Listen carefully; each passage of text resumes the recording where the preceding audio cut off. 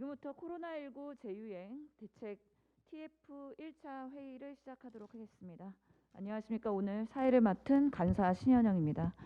더불어민주당은 코로나 재유행을 겪는 과정에서 윤석열 정부의 그런 대응책 미비점을 보완하고 제1야당으로서의 책임 있는 역할을 하기 위해서 오늘 TF 첫 번째 회의를 열게 되었습니다. 회의 시작하기 전에 참석자 소개를 하도록 하겠습니다. 우상호 비상대책위원장님 참석하셨습니다. 남인순 TF 단장님 참석하셨습니다.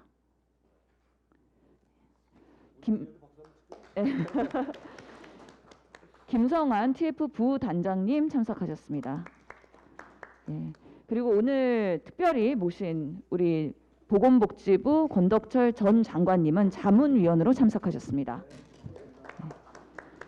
그리고 전문가로서 김윤 서울대학교 의료관리학 교수님 참석하셨습니다.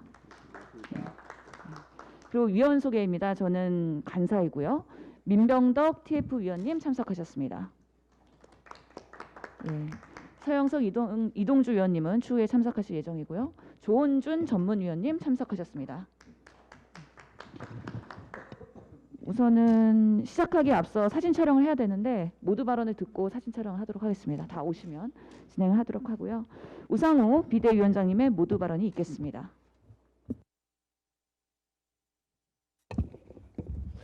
네, 코로나19가 또다시 급속도로 확산되고 있습니다. 신규 확진자 숫자가 연일 7만 명대를 기록하고 있고 일주일 단위로 확진자가 2배로 증가하는 더블링이 3주째 이어지는 중입니다. 특히 전파력과 면역 회피성이 강한 BA.5 변이까지 빠르게 유행하고 있습니다. 전문가들은 앞으로 하루 확진자 숫자가 30만 명에 달할 수 있다고 경고합니다. 아주 심각한 국면입니다. 경제 전반에 위기 경고 등이 켜진 상황에서 코로나 재유행을 조속히 안정시키지 못한다면 민생은 치명타를 입게 될 것이 뻔합니다. 방역 강화와 민생 안정에 정부의 역량을 총 집중해야 할 때입니다.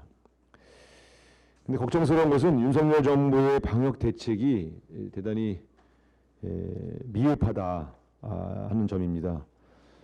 과학 방역을 하겠다고 큰 소리 치더니 결과적으로는 국민들에게 각자 알아서 살아나라는 그런 각자 도생 방역이 되고 말았습니다.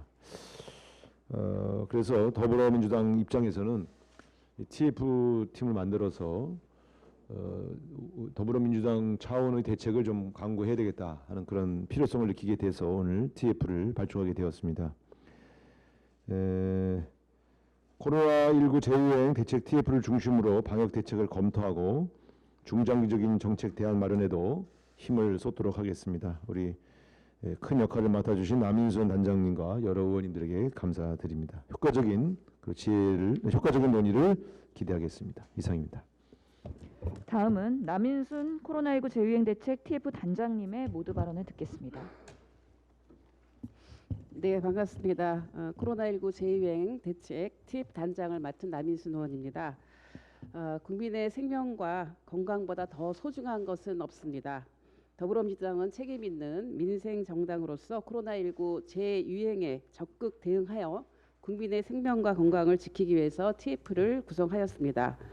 앞으로 TF는 코로나19 재유행 대응 방안을 마련하는 한편 윤석열 정부 대응의 미비점을 점검하고 또 장기화 및 반복되는 감염병에 대한 의료 및 방역 대안을 마련하는 데 심혈을 기울이도록 하겠습니다. 윤석열 대통령과 방역당국이 과학방역 타령만 하면서 코로나 확산 규모나 확진자 발생, 추계가 정확하지 못했고 또 자율과 책임에 기반한 과학방역이라는 정책 기조 아래 코로나 확진자의 자가격리 생활지원금과 지원 대상을 축소하고 개인에게 재택치료비 부담을 전가하는 등 안일하게 대응함으로써 코로나 재확산에 속수무책이라는 비판이 거센 상황입니다. 세계보건기구는 코로나 팬데믹 통제에 지름길은 없으며 과학과 연대만이 코로나에 효과적이라고 제안한 바가 있습니다. 과학과 연대를 기반으로 한 선제적 대응으로 문재인 정부의 K 방역은 외국에서도 호평을 받았는데 윤석열 정부와 국민의힘은 문재인 정부의 방역 체계를 정치 방역이라며 평가절하하고 매도하는데 몰두해왔습니다.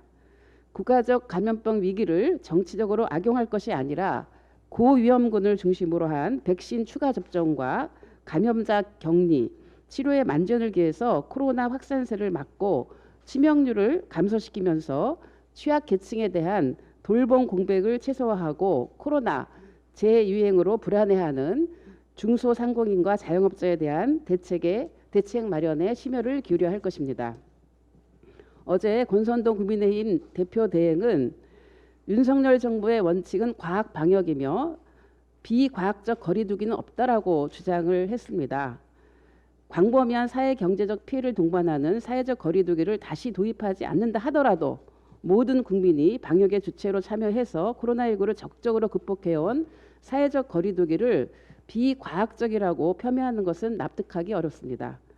윤석열 정부가 과학 방역, 과학적 코로나 위기 관리를 주장한다면 미국과 영국 등 보건의료 선진국과 같이 실증적 연구를 통해서 과학적 근거에 기반한 방역 대책을 마련해야 하고 공개적이고 투명한 정책 결정으로 국민적인 연대와 협력을 통해서 코로나 방역을 추진해야 한다는 점을 다시 한번 강조합니다. 고맙습니다. 예, 네, 직전 보건복지부 장관을 역임했기 때문에 저를 초청한 것 같습니다. 제가 델타 바이러스 굉장히 치명률 높았던 그런 상황에 최고점에 있었을 때 제가 취임을 해서 1년 반을 마치고 나왔습니다. 그래서 그런 과정에서 겪었던 여러 그 문제점들과 또 그 잘했던 부분들을 새로운 정부에서도 해 나가기를 바라는 마음으로 제가 참석을 했습니다. 제가 최근에 이제 쭉 그 현재 정부의 방역 대책을 보면서 느낀 점은 첫 번째로는 질병청이 이 국가 주도로 하는 게 지속 가능하지 않다. 통제로서는 가능하지 않다. 이런 얘기를 질병청장이 얘기를 했는데요. 이건 굉장히 그 질병청의 출범의 어떤 목표에 반하는 얘기라고 생각이 됩니다. 컨트롤 타워로서 질병청을 복지부의 외청으로 독립시킨 것은 그만큼 전문성을 갖고 대응하자고 하는 거였는데 지속 가능하지 않다 하는 것은 아까 남인순 단장이 말씀을 주셨지만 여러 이제 경제적, 재정적인 뒷받침이 안 돼서 이제 그런 말씀을 하셨는지 모르겠는데 그런 부분들은 총리 주재 중대본회의에서 충분히 논의해가지고 범정부적인 협력을 이끌어내야 합니다. 질병청의 역할은 감염병을 대응을 해서 국가가 존립하도록 국민이 건강하고 안전하게 생활할 수 있도록 하는 게 그 기관의 목적이 있다고 생각이 됩니다. 따라서 질병청은 중수본 복지부와 함께 이 부분에 대해서 조금 더 그 고민하고 노력을 해주셔야 할 걸로 생각이 됩니다. 또 하나는 병상 확보 문제입니다. 병상은 이제 행정명령을 내렸다고 했는데요. 이게 확보하는데 1, 2주 이상 걸립니다. 따라서 그 전에 민간 병원을 지정해서 이런 코로나 대응에 중증 환자를 대응하도록 했는데 이게 지정 해제를 한 상태에서 다시 또 하면 어렵습니다. 따라서 예비적으로 하는 예비 병상이 충분히 확보가 돼야 합니다. 그 부분은 국가 예산으로 해야 합니다. 따라서 필요하다면 추경 혹은 내년 예산이랄지 또 다른 기정 예산 중으로 활용을 해야 합니다. 이 부분 지금 BA.5나 혹은 BA.2.75 소위 켄타우로스 이런 바이러스의 치명률이랄지 중증화율을 아직 모르는 상황이기 때문에 더 시급하게 확보돼야 한다고 생각이 되고요. 또 하나는 이제 자율 방역이라고 지금 표현이 되고 있는데요.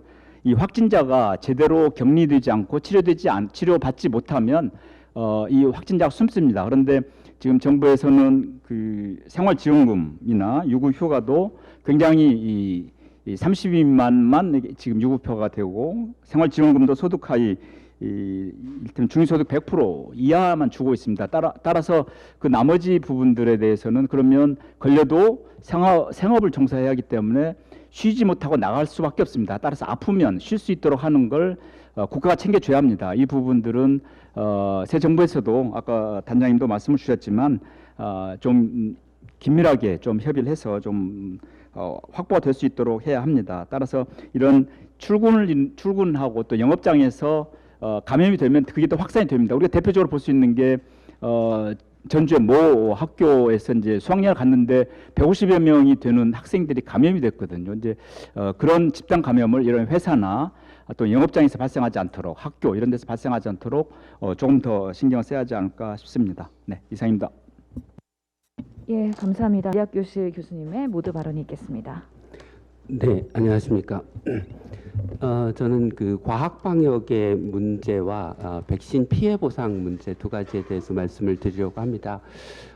새 정부가 과학 방역을 기치로 내세우고 최근 이제 코로나19 재유행 대책을 내놨는데 사실은 그 안에 과학적 근거에 기반한 방역 대책이라고 할 만한 것들을 좀 찾아보기 어렵습니다.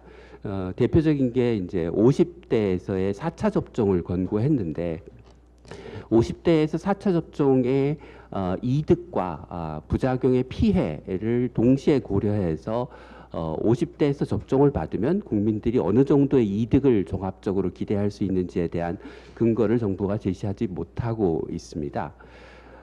근거로 제시한 그 4차 접종 효과에 대한 근거로 제시한 것은 요양원, 요양병원 등의 노인들의 4차 접종 결과를 제시했는데 그것도 그나마도 한 달만 지나면 감염 예방 효과가 10% 이하로 떨어지는 결과를 제시하면서 4차 접종을 국민들에게 받으라고 하는 것은 좀 억지가 아닌가라는 생각이 듭니다. 그래서 이제라도 그 백신의 효과를 체계적으로 평가할 수 있는 백신 코호트, 이것은 이제 선진국에서는 오래전부터 굉장히 여러 가지 코호트를 만들어서 지속적으로 연구를 해오고 있습니다. 그래서 그런 과학적 근거를 생성할 수 있는 연구를 하고 그것을 기반으로 한 방역 대책을 해야 이게 제대로 된 과학 방역이 아닐까라는 생각입니다.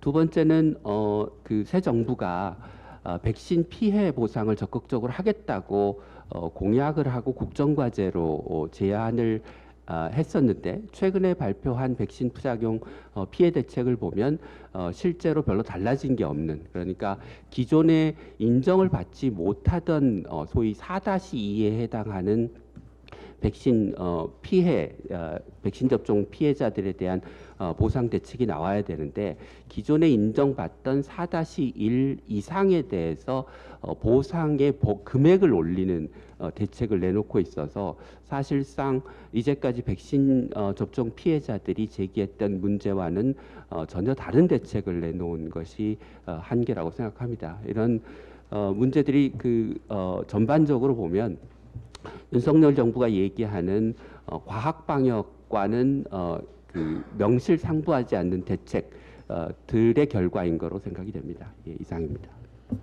네,